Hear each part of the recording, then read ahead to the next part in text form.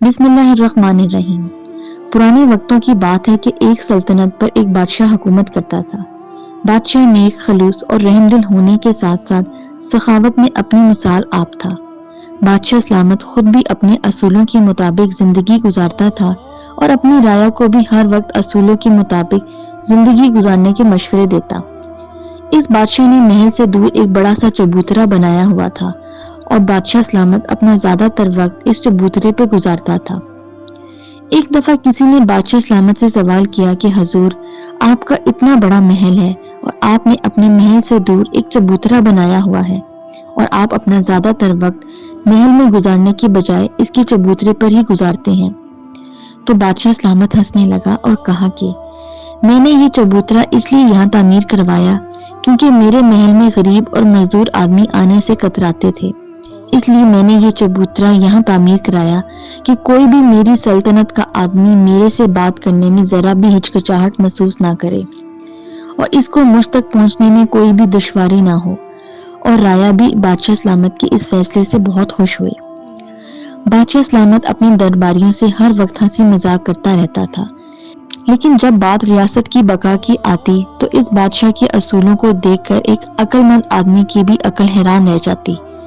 وہ بادشاہ سلامت اپنی ریاست کے خلاف ایک حرف بھی نہیں سن سکتا تھا۔ بادشاہ سلامت اکثر یہ بات کہتا کہ اگر کوئی میرا دشمن میرے سامنے مظلوم بن کر کھڑا ہو تو میں اس کی مدد ضرور کروں گا، اور اگر غدار میرا بھائی بھی ہو تو میں اس کو کبھی معاف نہیں کروں گا۔ اس کے علاوہ بادشاہ سلامت کہتا کہ جو قومیں فیصلہ کرتے وقت اپنے رشتہ دار اور امیر کو مد نظر رکھتی ہیں، وہی قومیں انصاف سے دور ہو کر اپنے آپ کو تباہ و برباد کر دیتی ہیں، اور اس بادشاہ نے اپنی باتوں کو کئی بار ثابت کر کے بھی دکھایا تھا۔ ایک دفعہ شہزادی محل کے اوپر چڑھ کر سلطنت کا نظارہ کر رہی تھی کہ ایک ملنگ وہاں سے گزرا۔ اس ملنگ نے شہزادی سے پہلے اتنی خوبصورت اور حسین و جمیل لڑکی کو کبھی پہلے نہیں دیکھا تھا، اور وہ وہیں کھڑا ہو کر رہ گیا، شہزادی کو دیکھنے لگا۔ جیسے اس پر شہزادی کی نظر پڑی تو شہزادی نے وہیں سے نشانہ لگایا اور تیر سیدھا اس کے سینے میں جا لگا اور وہ وہیں گر کر مر گیا۔ جب یہ خبر بادشاہ تک پہنچی تو بادشاہ سلامت نے شہزادی کو بلایا اور اس سے پوچھا تو شہزادی نے اپنے جرم کا اعتراف کر لیا، اور سب درباریوں نے سوچا کہ بادشاہ سلامت اپنی بیٹی کو بھلا کیا سزا دے گا۔ لیکن اس وقت درباریوں کے پیروں تلے زمین نکل گئی جب بادشاہ نے شہزادی کی موت کا فرمان جاری کر دیا۔ دیکھتے ہی دیکھتے شہزادی رونے لگ گئی کہ ایک عام سے ملنگ کے قتل پر بادشاہ میرا باپ ہو کر مجھے پھانسی کی سزا سنا رہا ہے۔ لیکن بادشاہ سلامت اپنے فیصلے سے ذرا بھی نہ ہچکچایا۔ جب شہزادی کو سپاہی لے جانے لگے تو اس ملنگ کا باپ اس محل میں روتا ہوا داخل ہوا اور اس نے کہا، بادشاہ سلامت، میں نے آپ کے انصاف کو دیکھ کر آپ سے بڑا متاثر ہوں اور اب مجھے انصاف مل گیا ہے، لیکن آپ شہزادی کو معاف فرما دیں کیونکہ میں اپنے بیٹے کا قتل معاف کرتا ہوں۔ اس کے بعد بادشاہ سلامت کے اس فیصلے کی چرچا پوری سلطنت میں ہونے لگی۔ ایک دن بادشاہ سلامت چبوترے پہ بیٹھا ہوا تھا کہ ایک وزیر بادشاہ سلامت کے پاس آیا اور بادشاہ سلامت کو بتایا، بادشاہ سلامت، ہماری سلطنت کے ایک چھوٹے سے گاؤں میں ایک بہت بڑا مسئلہ پیدا ہو گیا ہے۔ بادشاہ سلامت نے پوچھا کہ بتاؤ کون سا مسئلہ پیش آ گیا ہے۔ وزیر نے کہا، بادشاہ سلامت، جب اس گاؤں میں کسی نوجوان کی شادی ہوتی ہے تو سہاگ رات کی رات کو ہی دولہا دلہن کو طلاق دے دیتا ہے، لیکن اس بات کا راز ابھی تک نہیں کھلا کہ آخر طلاق دینے کی وجہ کیا ہے۔ یہ سن کر بادشاہ نے کہا، ایک یا دو دلہن کی طلاق ہونا شاید اتفاق کی بات ہوگی، لیکن اب معمول بن گیا ہے تو یہ کوئی اتفاق نہیں۔ پھر اس کے بعد بادشاہ سلامت نے اپنے عقل مند وزیر کو اس گاؤں میں بھیجا کہ جا کر پتہ لگاؤ کہ آخر اس گاؤں میں کیا مسئلہ ہے۔ اس کے بعد وزیر اپنے گھوڑے پر سوار ہو کر اس گاؤں میں پہنچ گیا۔ جب وزیر اس گاؤں میں پہنچا تو اس نے پورے گاؤں کا چکر لگایا، لیکن وزیر کو کوئی بھی سراغ نہ ملا۔ اس کے بعد وزیر اس گاؤں کے بزرگ کے پاس گیا اور اس سے پوچھا، کیا تم اپنی شادی میں کوئی عجیب و غریب رسم رواج کرتے ہو؟ تو اس بزرگ نے کہا کہ ہمارے دین میں رسم و رواج کو جب وزیر کو اور کوئی راستہ نہ ملا تو وہ اپنے سپاہیوں کو ساتھ لے کر اس گاؤں کے تمام شادی شدہ نوجوانوں کو پکڑ کر بادشاہ سلامت کے پاس لے گیا اور بادشاہ سلامت سے عرض کیا کہ بادشاہ سلامت، آپ ان سے معلوم کریں کہ آخر یہ شادی کی پہلی رات کو انہوں نے اپنی بیویوں کو طلاق کیوں دے دی۔ یہ سب سننے کے بعد بادشاہ سلامت نے اپنی ننگی تلوار ان کے سامنے رکھ دی اور ان سب نوجوانوں سے پوچھا، لیکن تمام نے بتانے سے انکار کر دیا۔ تو بادشاہ سلامت نے اپنی ننگی تلوار اپنے ہاتھوں میں لے لی تو ان نوجوان میں سے ایک نوجوان بولا، بادشاہ سلامت، ایک غیرت مند شوہر ایک ایسی بیوی کے ساتھ کیسے رہ سکتا ہے جو شادی سے پہلے ہی اپنا کنوارا پن کھو چکی ہو؟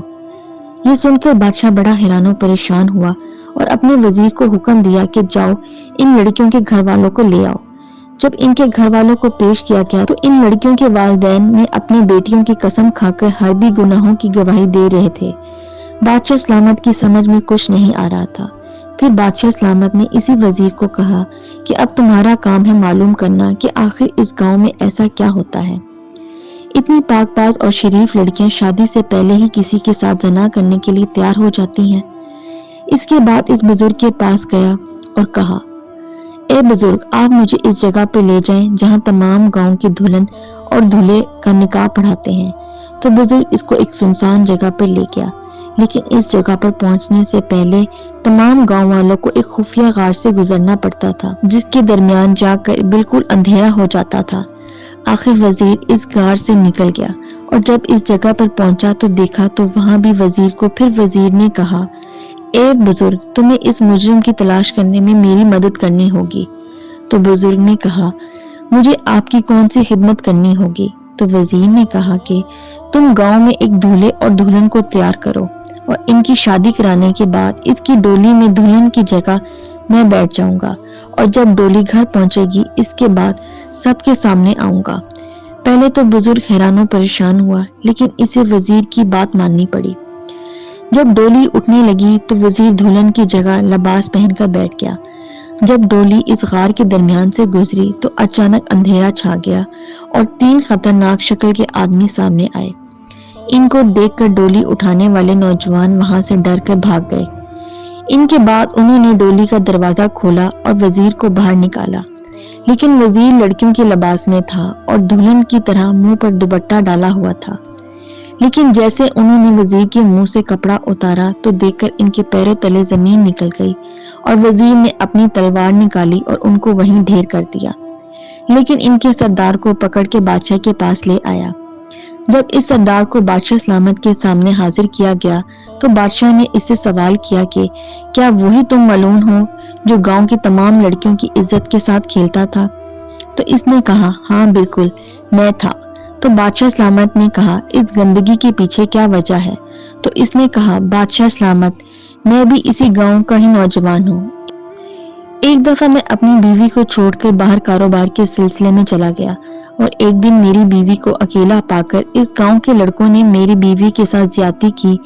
جب میں واپس آیا تو میری بیوی خودکشی کر چکی تھی اور اس بات کا ثبوت اس کا غزیر میری بیوی نے لکھ دیا تھا۔ میں نے بھی اس دن سے ٹھان لیا کہ میں اس گاؤں کی کسی بھی لڑکی کو کنوارا نہیں رہنے دوں گا۔ بادشاہ نے کہا، تمہاری بات ٹھیک ہے، لیکن تم ان چند نوجوان لڑکوں کی سزا پورے گاؤں والوں کو کیوں دیتے ہو؟ اگر تم انصاف لینے کے لیے کسی قاضی کے پاس جاتے تمہیں ضرور انصاف مل جاتا، لیکن اب تم نے انتقام لینے کے لیے تم نے غلط راستہ چن لیا جس کی سزا اور صرف سزائے موت ہے۔